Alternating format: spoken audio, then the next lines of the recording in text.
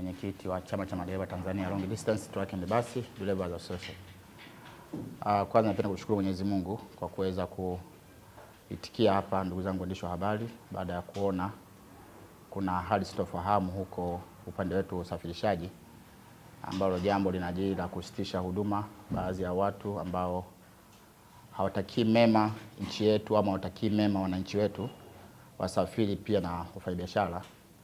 Tukaona pia sisi kama chama ambacho kiko chini ya ambacho kimesajiliwa Wizara ya Ndani, lakini pia kinasikia sababu ya kutolea ufafanuzi jambo hili ambalo linaendelea kwenye mitandao. Kumekuwa na fununu za kusitisha huduma madereva wa malori na mabasi maana masafa marefu, ambako imetolewa tangazo hilo kwamba itafanyika tarehe 1 mwezi wa 7 kwamba watasitisha huduma baadhi ya vikundi. Sisi kama Chama cha Madereva Tanzania, mimi mwenyekiti wa Madereva Tanzania, Chama cha Madereva Tanzania Long Distance, natoa tamko hilo kwamba sisi kama chama hatutambui huo mgomo, na niwatoe hofu wananchi na wafanyabiashara wote nchini wanaosafirisha mizigo yao, lakini pia wanaokuja kuwekeza katika nchi yetu. Swala zima la usafirishaji, usafiri upo, hakutakuwa na hiyo hali ambayo imeandaliwa huko.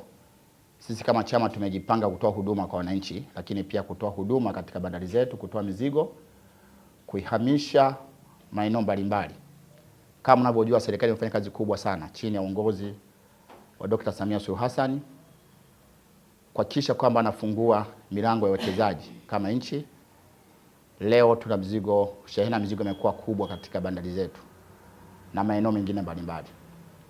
Kwa hiyo tuone hii ni kama ni vita ambayo au ni wivu wa kiuchumi ambao tumeona kabisa kwamba kipindi chote cha Dr. Samia Suluhu Hassan tumeona mizigo mingi inapitia katika bandari zetu za Dar es Salaam na Tanga na kwingineko na Mtwara.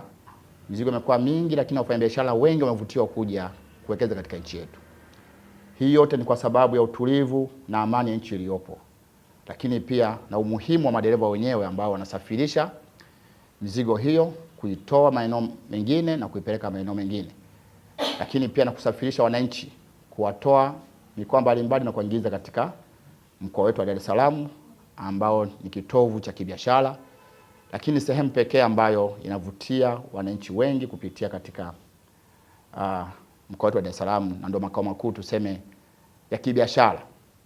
Kwa mimi kama mwenyekiti, kitendo hiki siungani nacho, na ninahakikisha kwamba taendelea kutoa huduma, wananchi watasafiri, lakini pia na mizigo itaendelea kutolewa katika bandari zetu.